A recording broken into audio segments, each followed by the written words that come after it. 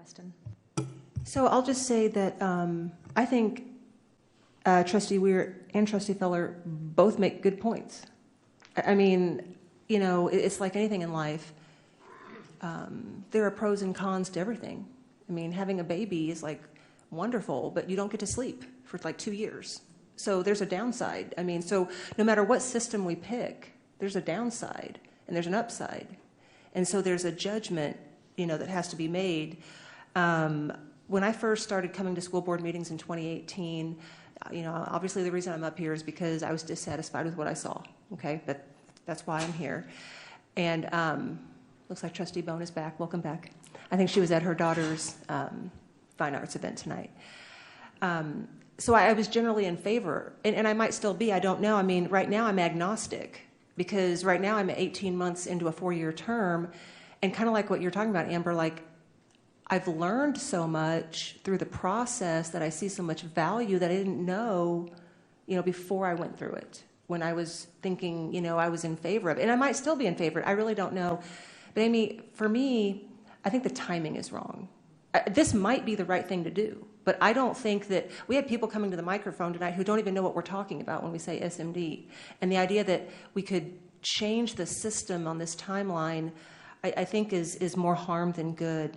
So like I said, I'm agnostic about at-large versus single-member district. However, the decision has big ramifications on our constituents that should not be rushed, in my opinion. I am opposed to ramrodding this through regarding our upcoming November election, because I think it could induce chaos in an unstable situation that we already find ourselves in. And I'm really concerned. We've got people who've lived in this community for decades, and I think with the shortened timeline, I'm concerned that voters could be confused when they get to the ballot box expecting to be able to vote for multiple people, and they're going to have to be re-educated, basically.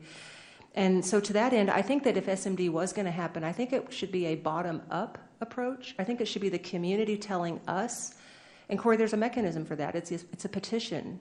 And in 2017, that petition failed. So to go to this model, I would really appreciate, I promise you'll get to talk, Corey. I would really appreciate it being like a bottom-up approach rather than a top-down. I mean, just in general, from a governance perspective, I'm just not a top-down person. I would really like to see if this is what the community wants. You just mentioned that, and I'm sorry, can you say your name again? I'm Sarah. Sarah. I'm Danielle.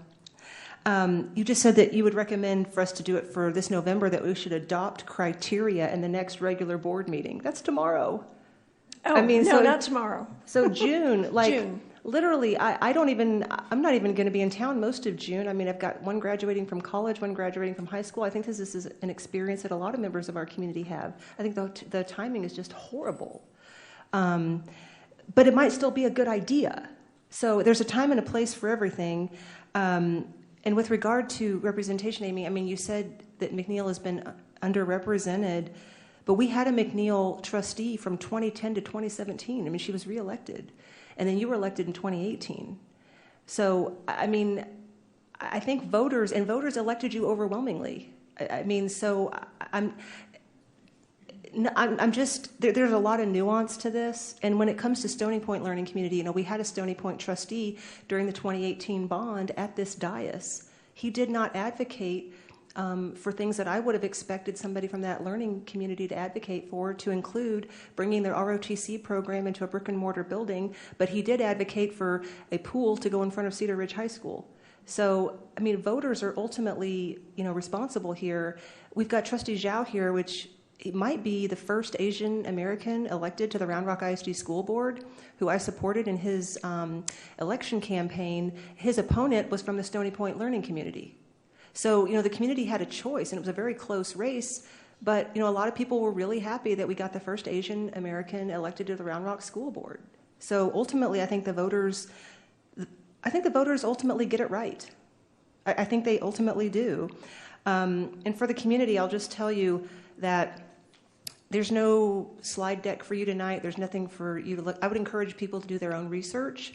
But as a starting point, I would really recommend that interested community members who want to educate themselves on the single member district model to go to the Spring Branch ISD website and look at their January 13th of 2020 school board meeting, because there's an excellent slide presentation done by a law firm called Thompson and Horton. It's about a dozen slides here, and I recommend this for everybody. It goes through, so the data is 2 years old, but it does talk about the 1,200 school districts in Texas, how many are at large by place, how many are at large, what's the other one, just at large general? Just at large. How many are SMD? And you'll see SMD it's a minority. It's a very small minority of school districts that do this. But I would recommend, because I have the presentation here, again, Spring Branch ISD, January 13th, 2020 board meeting. That's a great point to start. And if you want to advocate for it, then advocate for it. If you want to start a petition, then start a petition. Let's do this from the ground up after the November election. So that's my perspective. And I looked through all my texts. I did have one text with Trustee Weston that's not going to be responsive because it was prior to November. But we had a conversation apparently, and I said to you, if something is a good idea when you're not in power, it should still be a good idea when you have power. And there's been a definite shift for some people who now feel like they have power, that they don't want to even talk about this. And let's just go to the vote. Well, this is discussion, right? Okay. So I think, Amy, I don't know how much more clear I can say. It might be a good idea. I'm agnostic at this point. I used to hate Brussels sprouts. Now I love Brussels sprouts. I mean, when you grow and you evolve and you learn and you meet people and you're in a position you haven't been in before, I think it's okay. I think the public should expect that we have an open mind at all times. I mean, when I was 20 years old, I thought I was going to stay in the Air Force for 20 years and be a colonel and travel the world. And then I met the man of my dreams and started having babies, and I changed my mind. I think that's okay. And this might still be a good idea. Let's just do it the right way. Absolutely. I'm just saying, what I heard is that we could actually have public forums. We could talk to the community. We're not even making any decisions now.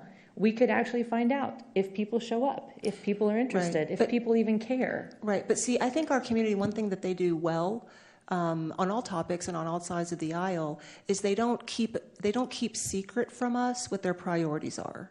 They don't keep that a secret to themselves. Our community is actually very good at advocating for the things that they care about, their priorities and their values. And since I got elected 18 months ago, I don't think I've received a single email from a single constituent. I was just at Stony Point last week for a long time. Not a single person there asked for this. So I think that timing is everything. And 6 months before a consequential election, with a lot of turmoil in our community, I just think it's the wrong timing. But I'm saying let's bring this back after the election. If there's energy and community support, I think the community will tell us that.